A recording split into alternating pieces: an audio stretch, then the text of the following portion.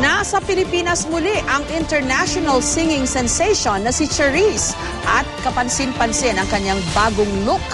New hairdo na, meron pang tattoo. May report si Nelson Canlas.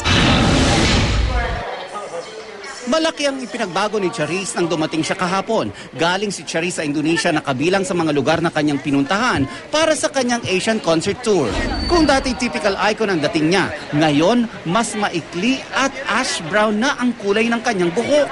Pati outfit, rocker chic ang dating.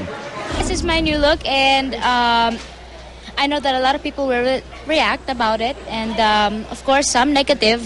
Maybe a lot positive, thank you, but all the negative comments, I don't care. This is me, this is what I want, and I love it. Sa press conference niya, inurirat pa rin ng media ang kanyang new look. Ayon kay Charisse, hindi raw niya kailangang ipaliwanag ang kanyang desisyon. Matagal na raw niyang hinihintay para gawin ito at nang magkaroon ng pagkakataon, itinodo na niya ang sariling makeover.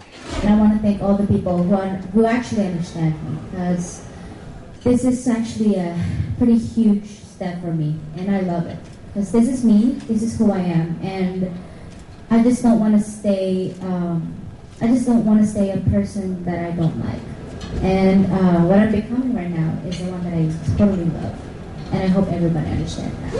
Kapansin-pansin naman ang tattoo sa kanyang kaliwang braso na may katagang Love Eternally na may infinity sign sa gitna nito. And it's for my love for the people, my love for my dad, my love for everybody, my family, just everything. Matapos ang Maynila, tutulak naman si Charisse patungong Cebu para ituloy ang kanyang concert tour.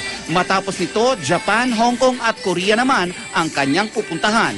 Nelson Canlas, GMA News.